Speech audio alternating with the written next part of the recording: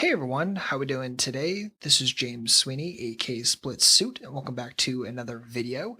And today I'm going to do something a little bit different. So I want to give a mini lesson on how to hand read open raises. So situations where your opponent opens and you want to put them on a very specific range of hands.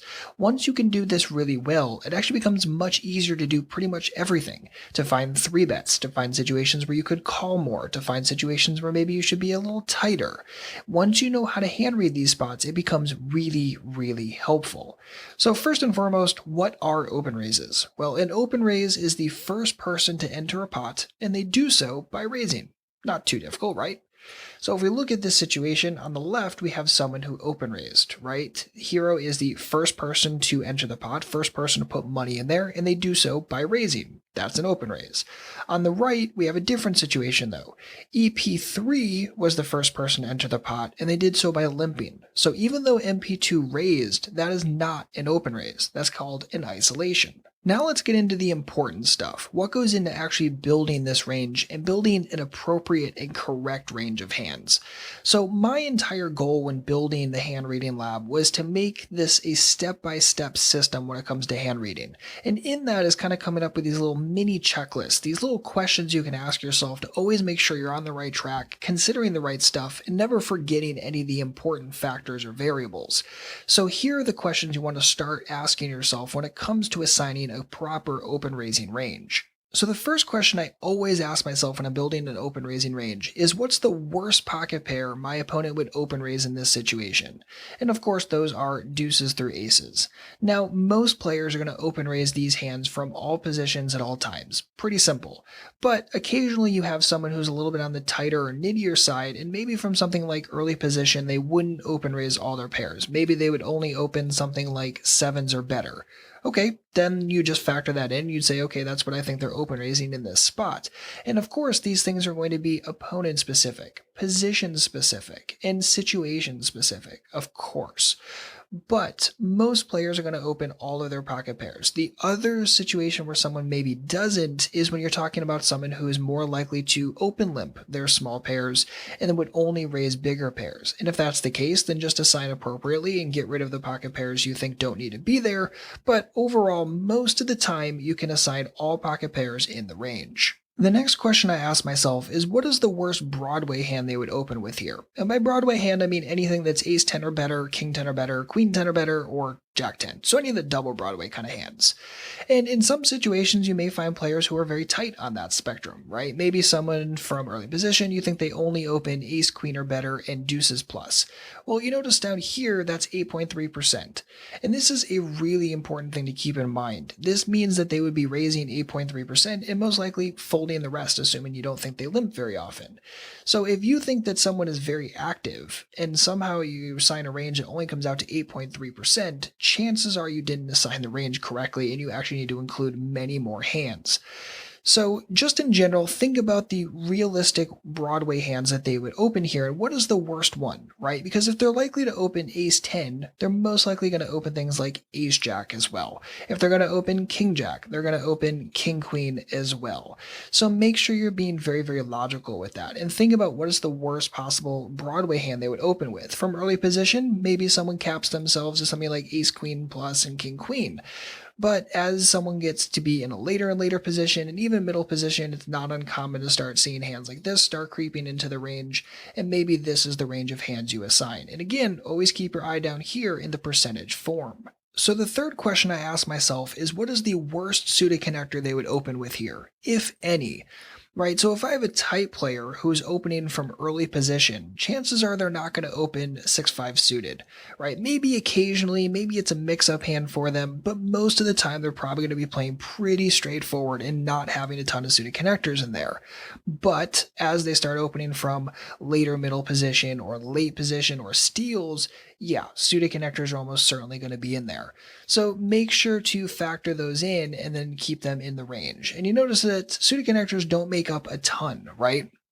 In fact, if we go back and remove all of them, you notice that we're just here at 16. If we include everything 5-4 suited or better, now we're only getting up to 18. So it's not a tremendous amount of hands in the percentage form of it, but it's really important to keep in mind, because if someone can't have suited connectors, then it means we don't have to worry as much when the board comes low or middle and connected that they're going to be showing up with things like straights and two pairs as often. So it's really important to keep this kind of thing in mind. And then the final question is, are there any other hands that they'd open with here? So you notice again at this point we're roughly working with 18%, and in fact if we added all Broadway hands we'd be at 20% of hands. So if you think someone's only opening roughly 1 in 5 times they get the opportunity to, you're probably on the right track with this range. But if you think someone is stealing at 35%, or someone is opening like half their hands and maybe they open like 50%, obviously we notice we need to add many more hands before we can get up to that point, which means you would start adding in things like ace-x suited, the decent 9x, maybe suited gappers and other fun stuff, and maybe you widen down to 4-3 suited. But you notice here we're still only at 25%. But once we start factoring in some of the offsuit combos, then we can start growing quite quickly. Notice here we're at 36, and of course we can get wider and wider from there. So if you always start with understanding the core strong stuff, right? The core strong stuff is any pair, any double Broadway, any suited connector, that comes out to roughly 20% of hands. So if you have someone who's raising pretty tightly, yeah, it's probably a little bit tighter than that. If they're opening much wider, well, then you have to start expanding into some of the garbage stuff. And of course, the wider and wider it gets, the more and more garbagey it's going to be. So now you know what questions to ask yourself when hand reading an open raise, but why is this important?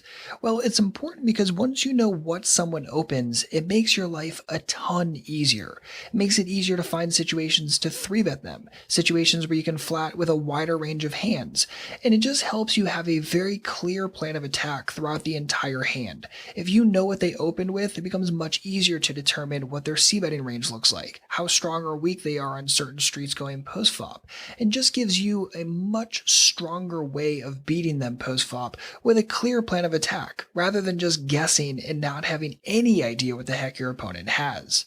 So if you liked this mini lesson, you're going to love my hand reading lab. This is a complete education on hand reading with a step-by-step system for hand reading every step of the way, not just open raises. And by the way, we go into much more depth when it comes to open raises. We're talking about 3-bets, what they're calling your 3-bets with, 4-bets, talking about post-flop. There's tons and tons in here with over 25 videos, over 7 hours of HD content, a free copy of Flopzilla, exercises, my Flopzilla range presets, guides, and even more.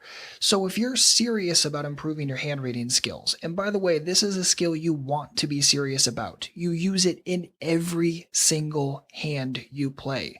It's not like other skills, right?